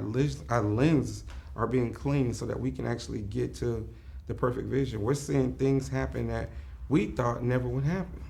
We're seeing companies do things that we thought they would never do. We see Black Lives Matter painted across the street that the president lives in. Pennsylvania Avenue. Yeah. So there's some things that are going on, and there's a major shift. And you just have to sit back and just remember, if you have faith, that it's going to get bad, but then the good comes right after that. Councilman Leon, thank you so much. Thank you. I really appreciate you for being on the panel. Thank you.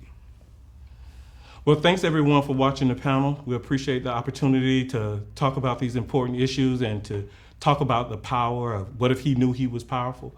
Again, thank you, Dr. Adrian Carter. Thank you, Councilman Reggie Leon. We all know that strategic partnerships and sponsorships make virtual events like this possible.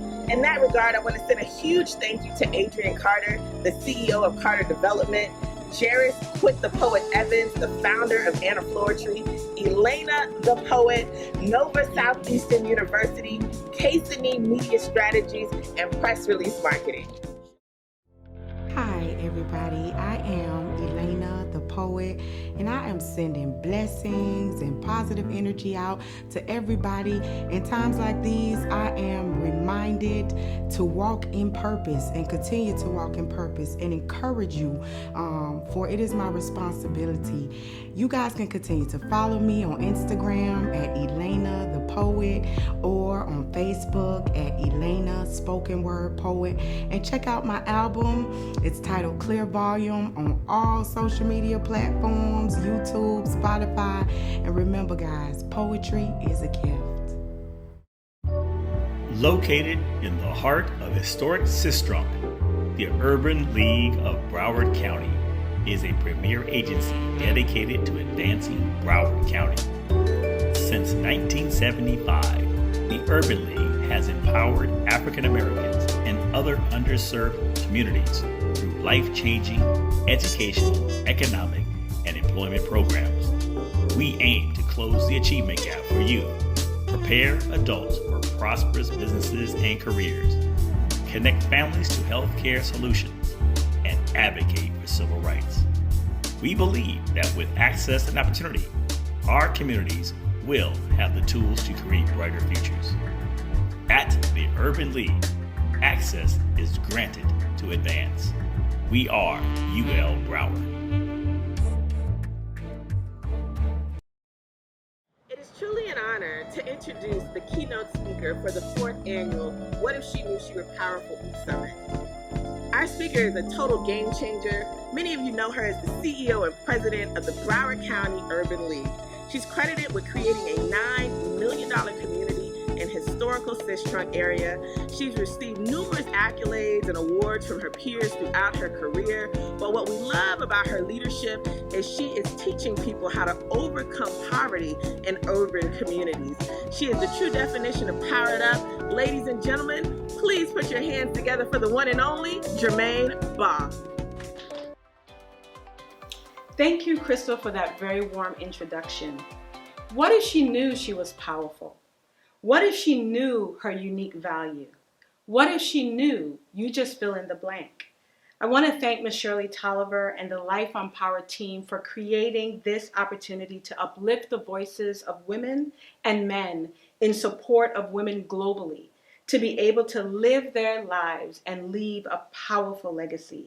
It is absolutely my honor to be here today and to share a little bit of my own story, as well as encourage a few along the way.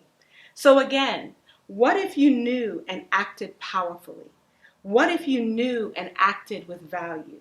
What if you knew and acted? You just fill in the blank. As a Black woman, obviously, a wife of 24 years to the same Black man, 2 children, a 17-year-old and a 13-year-old, a daughter of 2 living parents who are in their late 80s, a sister of 2 brothers and 2 sisters, and the CEO of a community-based not-for-profit organization that is focused on moving economic and social equality forward. What if I knew and believed and acted powerfully in each of those roles that I just named? How would that change the trajectory of those who are in my life circle, connected to me in some way, influenced by my actions? What would that look like? How radically transformative could it be? How radically transformative would it be if you acted powerfully in your roles? As women, we wear many, many hats, and we juggle many responsibilities along the way. We wear those responsibilities and wear that juggling badge like a act that we have. You remember those Girl Scout badges that we all wore across on those sashes, and we were all proud to get them sewn on to that sash? Well, what if we chose not to juggle, but to think about how we can authentically and radically collaborate with others in our lives to be able to produce real results in the many roles that we find ourselves, the many platforms and opportunities that we may have. So I'm a little bit of a storyteller. So here's a very simple story, maybe even a silly one. I mentioned before that I am a mother of 2 teenagers, and I really think you should pray for me at this point. I am not a neat freak, but I do like a clean house. So you remember those days when we were younger and our parents would demand on a Saturday morning that the house be absolutely clean before any fun could ever happen. Well, in all of our getting as professionals, we may not have translated this expectation clearly to the younger generation. And as moms, we run around the house doing the cleaning and feeling quite annoyed about all the laissez-faire attitude that our teenage children, as they meander around the house slowly, looking for something to do. As you keep moving through from laundry to bathroom, from bathroom to kitchen, you get more and more annoyed because no one seems to notice. Then here comes your outburst. And then everyone looks at you like you have lost all your senses. You outburst and you say, "Why isn't anybody helping me?" And they casually turn around and they say, "Well, you didn't ask for help." And you think of many, many responses, but the one that I think would come to mind is, why do I have to ask for help? And your voice escalates every single second that you enter into this conversation. And needless to say, it all goes downhill from there. So I'm sure this never happens in your house, and it only happens in my house. But now let's stop. As silly as that example is, if I knew and acted powerfully and valued, I would not allow myself to be jammed into this negative person of mom gone mad while cleaning. Instead, I would look at these beings that are in my home as a collaborating partner. They are here to keep our home clean, neat, and free of those pests that we never want to have. I would have a conversation about my value and how I show up, and their value and how they should show up.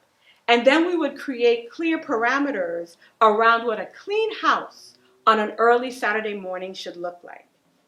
That's what I should do when I look at myself post-argument in the mirror. But what if I did that pre-argument? What if I looked at each person in my network? What if you looked at each person in your network as a potential collaborator to make whatever you're working on that much better? It was a pretty silly example, and I know, again, it's only in my household, but I hope you can somewhat relate to it if you're a mom or you have teenagers, or maybe you experienced it yourself as a young child.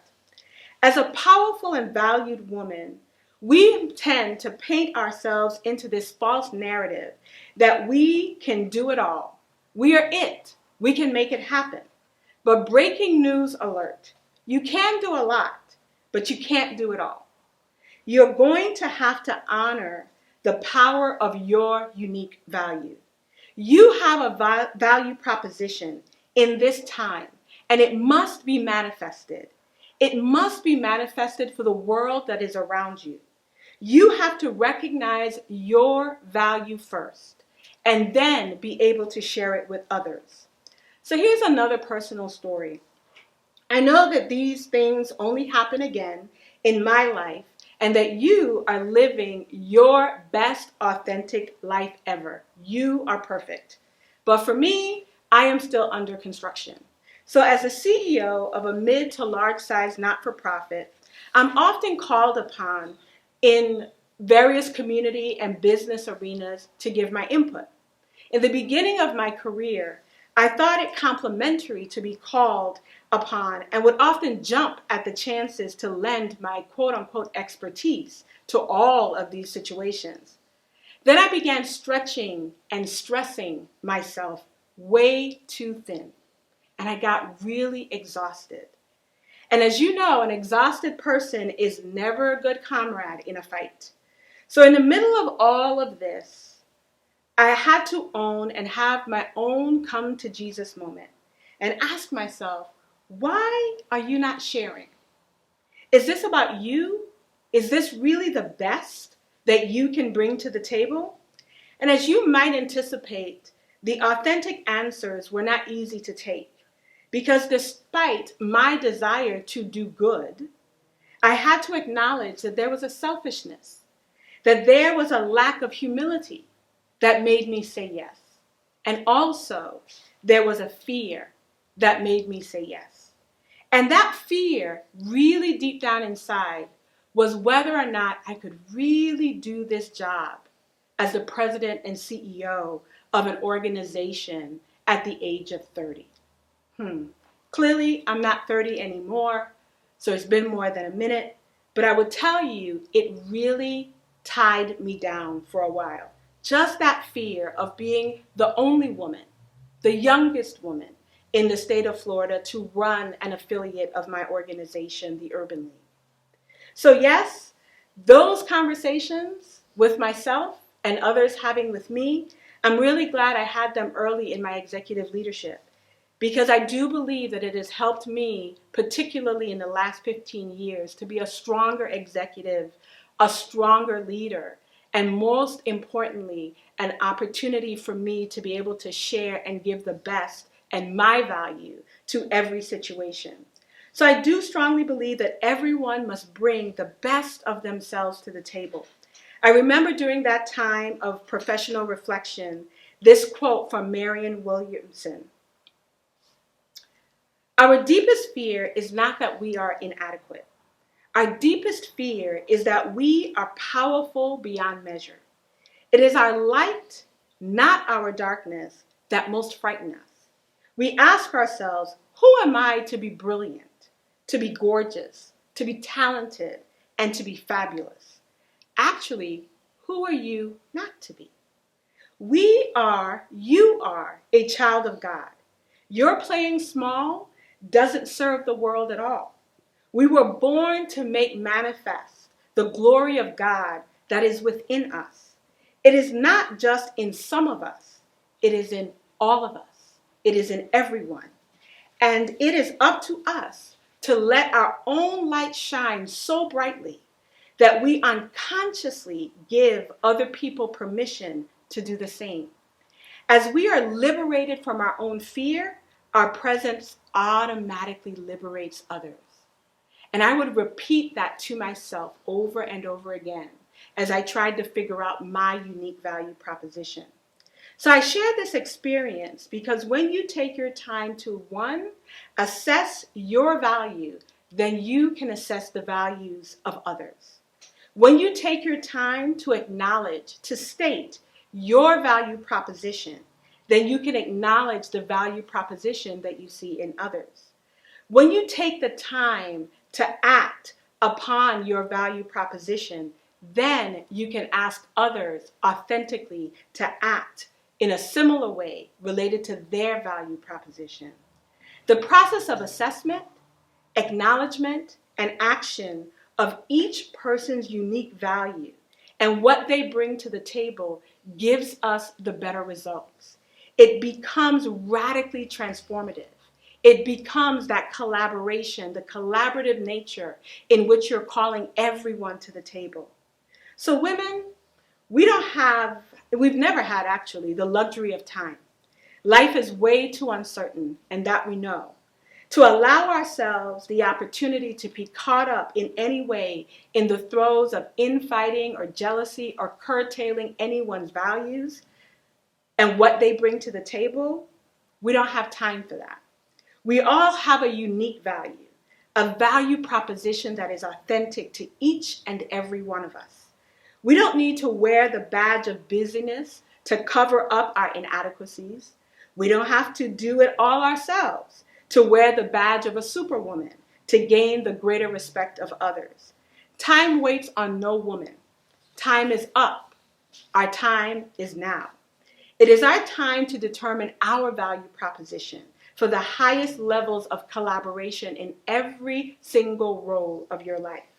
You may ask, well, how do I figure out my unique value when I'm trying to move an agenda forward? Whether it's in my home, my church, my family, my business, my corporation, wherever it might be. First, I tell you, it's time to get silent. If you move from a spiritual place of connecting with God, start reading God's word. The Bible for me is where I always start. And when I begin to read that, I see in God myself, where he wants me to be. And the words that stand out for me in this time is to seek justice, to stand up for the fatherless, hope, faith, and love. And above all of these, the greatest of those gifts is love. In get understanding and get wisdom. Therefore, for me, silence is golden.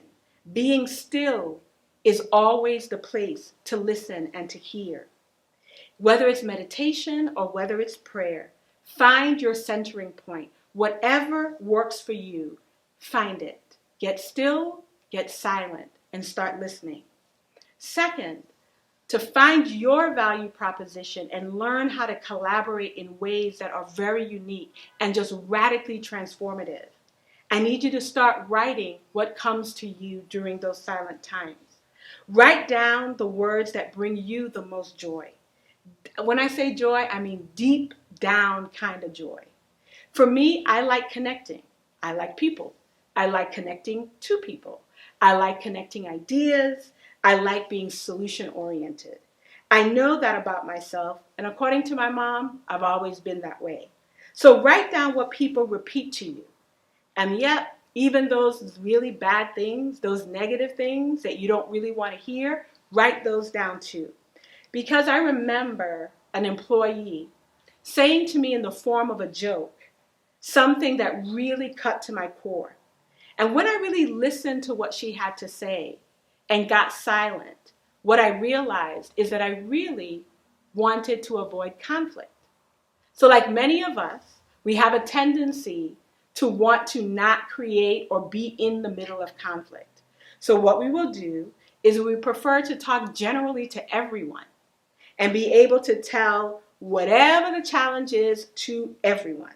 And we all know that the person who you really meant it for, they sit there as though you're not talking to them. And the individuals that you're not talking to at all, they personalize it. Well, we are better leaders than that. And I had to get to the point to be a better leader than that. But if it wasn't for listening to that person say what she thought was a little joke, I would not have transformed that particular aspect of my leadership. So the third thing I want you to think about is your circle of influence. Who are these people in my life, and how can I better collaborate, promote, and gain greater ground and commonality with them, instead of in spite of them? We have a tendency to X people really quickly, to cut them off when they don't jump the way we want them to jump, move the way we want them to move. But let us be clear. I'm not talking about toxic relationships. We all know the difference between a toxic relationship and that which we've just X'd because it's not convenient for us. I want you to think about 5 relationships today that you can better cultivate to get to a common goal. Dig a little deeper in your values. What is your value? What is that person's value? What is their unique value proposition? And how can you bring those together to be able to complement in a positive way? And last but certainly not least, it's time to write it down. Write the vision, make it plain so that others can run with it. Write out your strategy so that you can hold yourself and others accountable.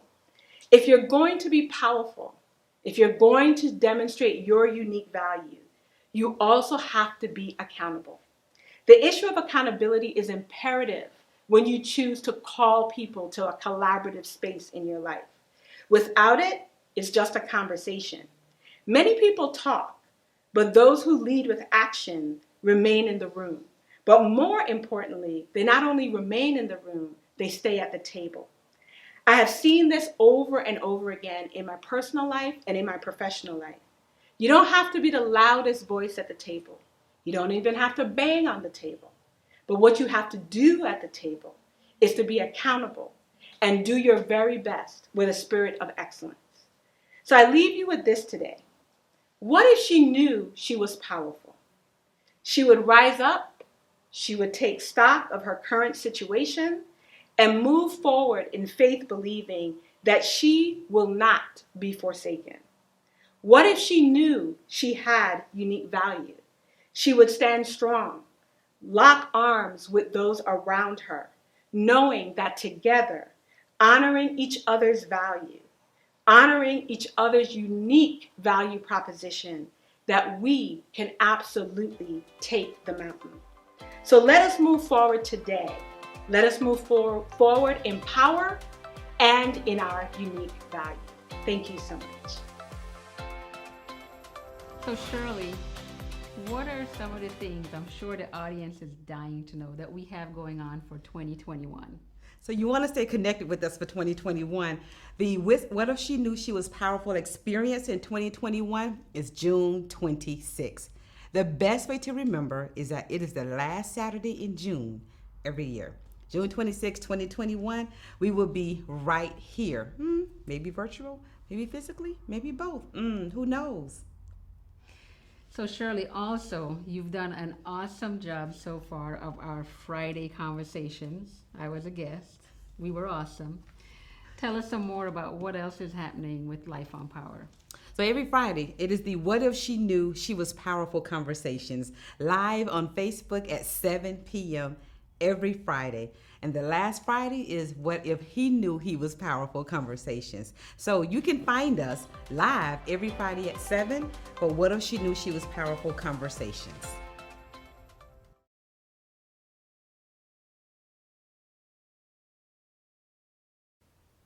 I have the mic, the world is listening, and I have something to say.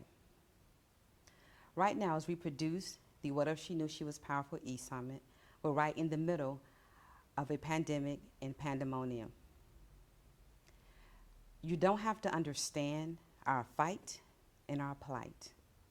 I'm not asking you to understand, but I'm asking you to stand with us. And I'm not asking you to even stand in the paint with me.